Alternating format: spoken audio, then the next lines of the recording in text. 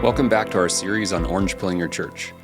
As the final video in this series, this is where the rubber meets the road.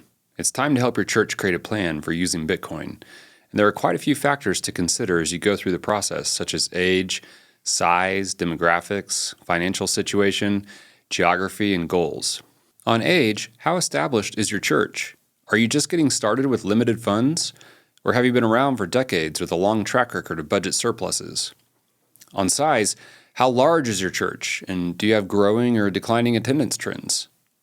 On demographics, what type of people make up your congregation in terms of age, education, family size, and tech savviness? On financial situation, does your church already have a lot of saved up capital, or is it operating month to month?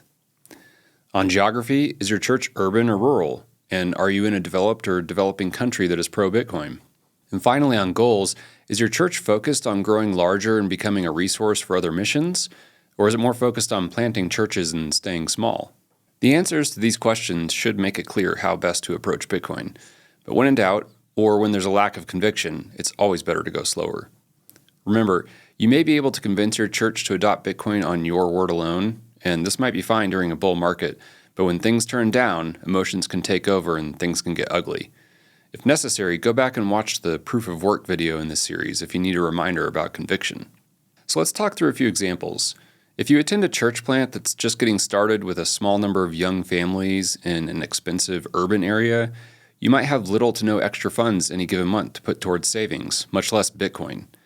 In this case, it might be best just to create an account on an exchange where you can hold small donations or set up a modest monthly recurring buy order to slowly accumulate a fund for planting future churches.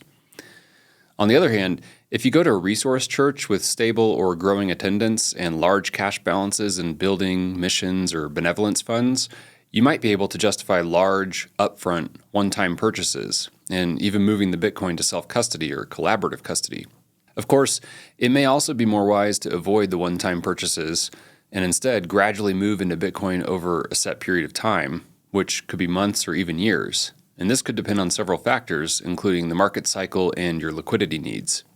A benevolence fund may need more directly accessible operating capital, while a building fund can accumulate for years or even decades. So each fund may require a different target Bitcoin percentage. Over time, if the price of Bitcoin continues to go up, you may need to rebalance some of Bitcoin back into cash, but be wary of doing this too much, as doing so can also severely impede growth. As your church develops more conviction, you'll probably want to update your policy for each fund to allow for a higher percentage of Bitcoin in order to avoid rebalancing too often and capitalize on growth as much as possible. You'll need to be very careful about how you announce the new Bitcoin plan and expect to encounter resistance or even get some angry feedback, especially if you intend to convert existing balances into Bitcoin. Much of this feedback will probably come in the form of one of the objections that we've covered, and if our explanations aren't enough, we're happy to provide more details for the specific situation. If the negative feedback is coming from an existing financial planner or wealth advisor, you may have to consider finding a person or company that is more aligned with your new vision and goals. The key components of your plan should include how you intend to receive and hold the Bitcoin, which funds will include Bitcoin, what the initial allocations will be and how these may change over time, and how you envision using the Bitcoin for God's kingdom. For example, if your goal is to bolster missions in developing countries that have difficulty receiving dollars, your plan might be to receive donations in dollars, convert those into Bitcoin at your exchange, and then send Bitcoin directly to specific missionaries as needed from the exchange account. If your goal is to build a new building or update your current facilities, your plan may be to convert part of your existing building fund into Bitcoin up front at an exchange and then convert a portion of it on a monthly basis until a certain allocation percentage is reached. And when the dollar value exceeds a certain amount, the plan may be to transfer the Bitcoin to collaborative custody or cold storage until a property is found during a market upcycle. In either case, your plan should include a level of detail that will put people at ease, but not so much that it overwhelms them, especially from a technical perspective. Details might include information about the exchange you're choosing, how the cold storage will work and who will have signing authority, how donations will be handled if they're received in fiat versus Bitcoin, and how rebalancing will be carried out if you intend to stick to specific targets. You should set the expectation that you intend to review the plan on a regular basis, and as the church grows or the goals change, the plan will be amended and improved, and any changes will be communicated as clearly as possible with plenty of notice. If you need help crafting your plan, feel free to reach out and we'll be happy to advise. Again, Magnalia is a nonprofit, so we don't charge for these services. We're a mission organization, and our goal is to help the church understand and use Bitcoin. This is our passion. So as this series comes to a close, let's do a quick recap. First, you need to adopt a posture of listening, service, and humility, and be willing to accept that getting your church orange-pilled as soon as possible may not be the highest priority for a while. In short, be ready to spread Bitcoin with love. Second, figuring out who you need to talk to and where they're coming from is one of the most important factors in successfully orange-pilling your church. If you don't find the right person, or if you approach the right person in the wrong way, or even at the wrong time or in the wrong context, this can make or break your cause. Third, you need to lead with a reason to care, and you need to be wise about presenting the best reason for your church given the circumstances. If your church has the bandwidth, one of the best ways to start the conversation is if you or another Bitcoiner are ready to give tithes or other gifts in Bitcoin. Keep in mind that we are all working towards a generational mindset, and our attitudes should reflect that in our patience. When in doubt, ask yourself some questions. Are you sure you really know the most pressing problems that your church is struggling with and that Bitcoin is the answer? Is spending your time and energy on this cause how you can best serve your church right now? Is your excitement and dedication to Bitcoin detracting from other areas that your church is explicitly asking you to serve in? Fourth, don't give your church investment advice or ask them to invest in Bitcoin. Instead, ask your church to prudently save, and in the process, work towards having a lower time preference, both to prepare for a rainy day in the short run and to do greater things for God's kingdom in the long run. As Christians, we don't work for civilization's sake, but for the sake of fulfilling the Great Commission and seeing God's kingdom come.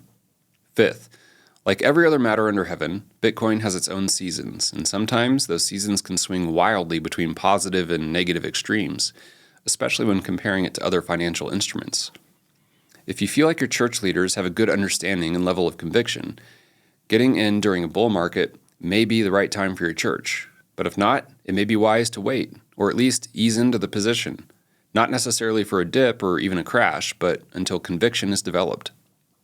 Sixth, Bitcoin relies on proof of work, and so does your conviction about Bitcoin. You have to put in the effort. Remember, your goal is to be a winsome Bitcoin maximalist, so don't give in to the temptation to become condescending or toxic, even when others treat you with contempt. Seventh, we can't use our Christianity as an excuse to ignore the affairs of this world. But instead, God expects us to operate with shrewdness and acumen, like the sons of this world, as we talked about in the parable of the dishonest manager. This doesn't mean we all have to be economists, but we are expected to maintain some level of knowledge and understanding of worldly ways. In the case of Bitcoin, that means being prepared to handle objections from many different perspectives, including economics, morals and ethics, government and politics, and technology.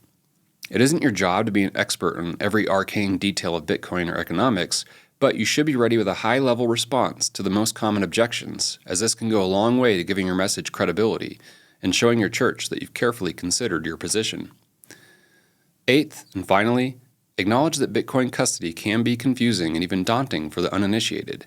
In summary, use ETFs if you must, but otherwise use exchanges for holding relatively small balances and for receiving and spending, and use self-custody or collaborative custody for holding larger balances.